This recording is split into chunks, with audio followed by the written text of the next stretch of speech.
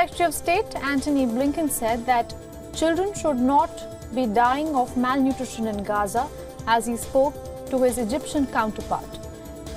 Blinken huddled with top Arab diplomats in Cairo to discuss post-conflict plans for Gaza as relations between the United States and Israel soured further over Israel's war against Hamas. Notably, its intent to mount a major military operation against the southern city of Rafah. According to Gaza's health ministry, the current death toll stands at 32,000 since the war began, in the aftermath of October 7th attack carried out by the Hamas militants on Israeli soil.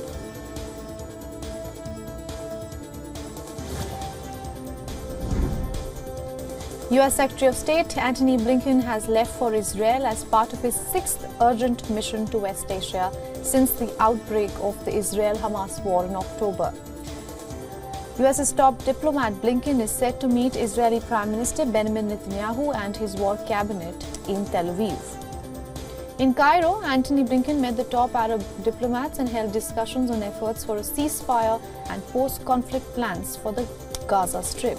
Blinken said a major Israeli ground assault on Rafah would be a mistake and underscored further the souring of relations between the U.S. and Israel.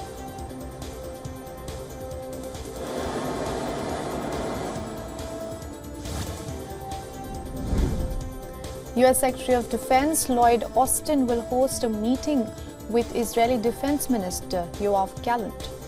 That'll happen next week at the Pentagon to discuss the Israel-Hamas war and other security issues in West Asia. Significantly, this will be the first face-to-face meeting between the defense ministers since the outbreak of the war between Israel armed forces and Hamas militants. Lloyd Austin's meeting with Gallant is separate from one planned by the White House that followed a call with President Joe Biden and Israeli Prime Minister Benjamin Netanyahu, in which the Israeli Prime Minister agreed to send a high-level delegation to Washington to discuss plans for the proposed Rafah operation.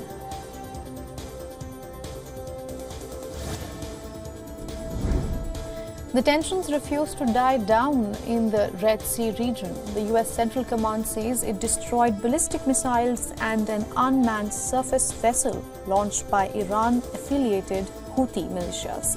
In a post on social media, the U.S. Central Command wrote that it was determined that these weapons presented an imminent threat to coalition and merchant vessels in the region. Notably, there were no injuries or damage reported to U.S. or any coalition vessels.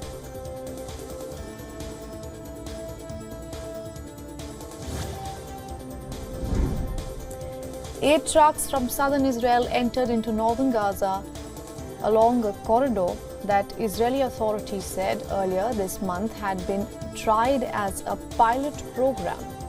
The 8 trucks crossed into the strip at a crossing point near Kibbutz in southern Israel. The Israeli defense body said it is coordinating every day more than 30 humanitarian operations inside the Gaza Strip. The ongoing Israel-Hamas war has driven 80% of Gaza's population of 2.3 million Palestinians from their homes. And according to the United Nations, a quarter of the population is starving. According to Hamas's health ministry, the current death toll stands at over 32,000.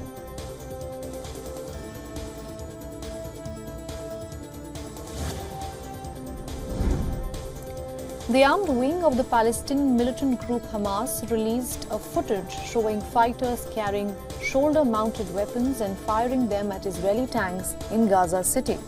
The Al-Qassam Brigade released a statement saying that its fighters tried to fight against the enemy's military vehicles at the vicinity of Al-Shifa medical compound in Gaza City. The war between the Israeli armed forces and the Hamas militias has been going on for over 6 months, killing 32,000 civilians, including women and children.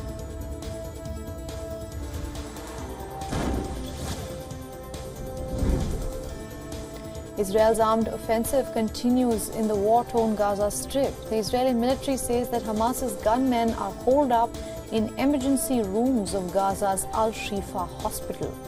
Israeli army spokesperson said that the armed forces are evacuating around 220 patients and they continue to call on all gunmen in the building to surrender. Israel said that its troops had killed more than 50 Hamas gunmen over the previous day, taking the number of fighters killed around the hospital to 140. Meanwhile, Hamas has denied that the allegations of hospital harboring fighters and said that those killed by the Israeli forces were wounded patients and displaced people.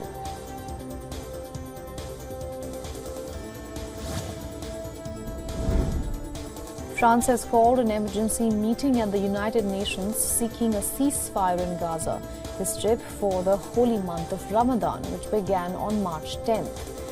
French ambassador has said that the Security Council has been discussing this issue again and again, and this crisis started more than 5 months ago. The French ambassador also demanded the release of all the hostages held by Hamas militants and also condemned the October 7th attack carried out by the Palestinian militant group. Meanwhile, the United States is also seeking a swift vote on a newly revised and tougher UN resolution demanding an immediate ceasefire in the Israel-Hamas war to protect the civilians and enable humanitarian aid to be delivered in the war-torn region.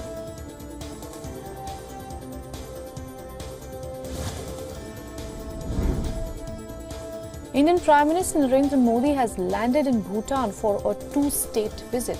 Prime Minister Modi's visit aims at high-level exchanges between India and Bhutan and the Indian government's emphasis on its neighbourhood-first policy. During the visit, Prime Minister Modi will hold talks with the Bhutanese Prime Minister, Tshering Tobgay.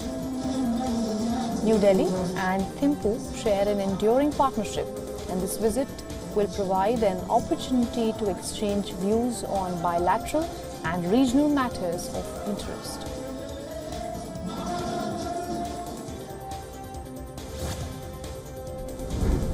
China's senior CPC leader Wang Huning met with a North Korean delegation in Beijing led by Kim Song-nam, who is a member of the Political Bureau of the Ruling Workers' Party of Korea, WPK, and director of the International Department. This year marks the 75th anniversary of diplomatic relations between Beijing and Pyongyang, and both the nations have designated it the Year of Friendship. According to the Chinese state media, Wang told Kim that under the guidance of top leaders of the two nations and parties, the traditional friendship between China and North Korea has been constantly consolidated and developed.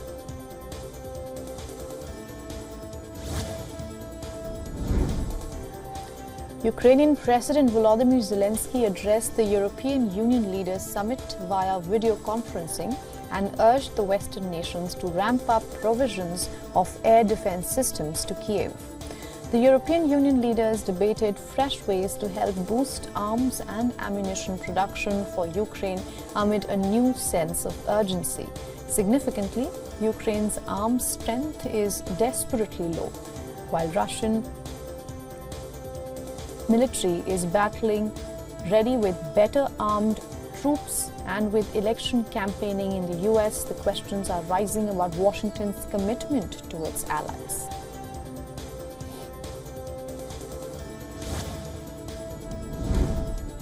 British Foreign Secretary David Cameron and Defence Secretary Grant Shapps, along with Australian Defence Minister and Foreign Minister, toured the Osborne Naval Shipyard in Australia's Adelaide.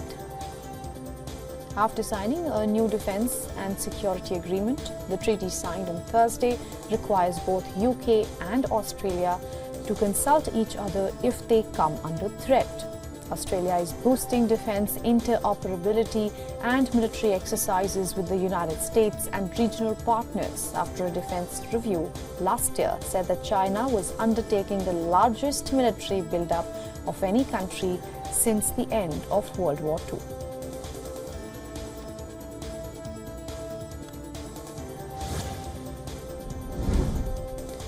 Kenya's nationwide doctors' strike has entered its 7th day. Leaders of the Kenya Medical Practitioners, Pharmacists and Dentists Union KMPDU are demanding a commitment from the government to fulfill collective bargaining agreements that dates back to 2017 after a strike that lasted 100 days and resulted in the deaths of scores of people because of the lack of medical care.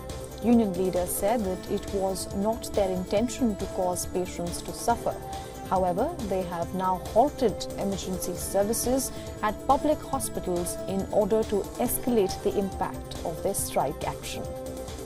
The key demands raised by protesting doctors are comprehensive medical cover for doctors and for the deployment of 1,200 medical interns at public hospitals.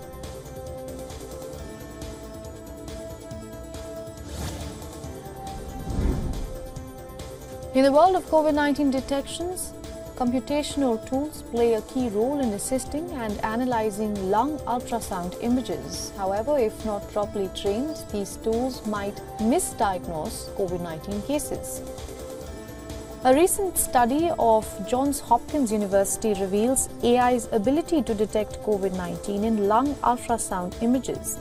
Now, this breakthrough brings healthcare professionals closer to swift COVID-19 diagnosis and identifying other lung diseases. The study reveals that AI technology utilizes algorithms to analyze ultrasound images for disease indicators. The idea of this study originated from overwhelmed emergency rooms that needed patients assessed rapidly during the COVID-19 pandemic.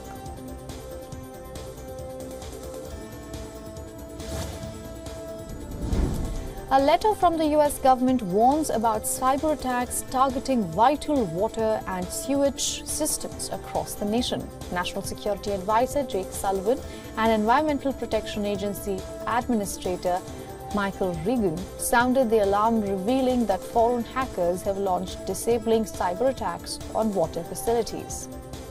The letter has blamed China and Iran for these hacks. One recent incident in the United States involved Iran-linked hackers who disabled a water facility in Pennsylvania. The letter also called out a Chinese hacking group known as Volt Typhoon that compromised critical infrastructure systems like drinking water across the United States. According to the letter, these attacks pose a serious threat to the supply of safe drinking water.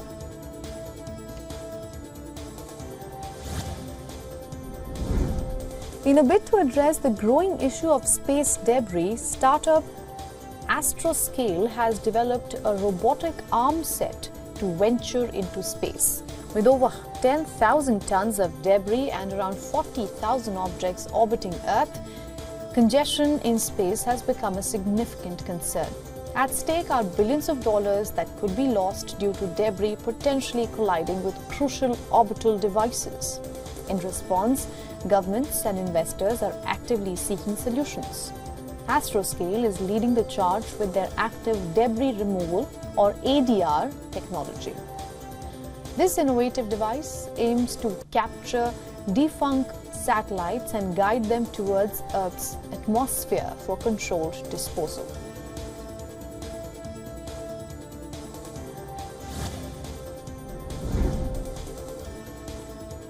Chinese stocks experienced a significant decline on Friday, with the yuan falling sharply, impacting the broader sentiment in Asia.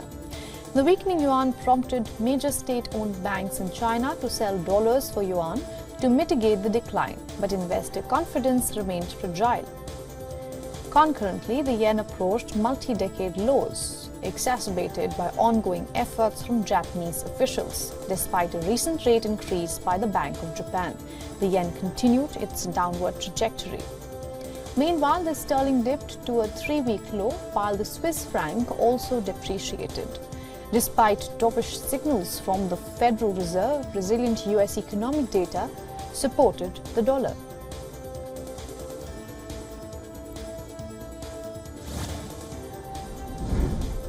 Oil prices slipped as prospects for a Gaza ceasefire emerged, easing geopolitical tensions in West Asia.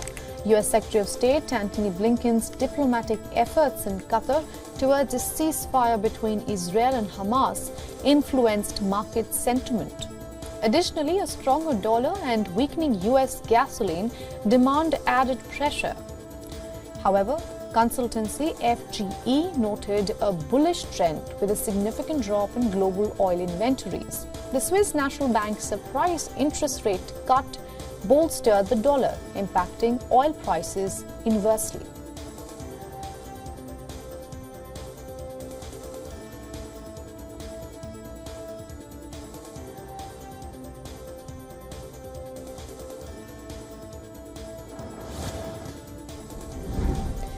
Airbus has secured orders for 65 jets from major Asian customers. Japan Airlines announced its first order with Airbus for narrow-body jets.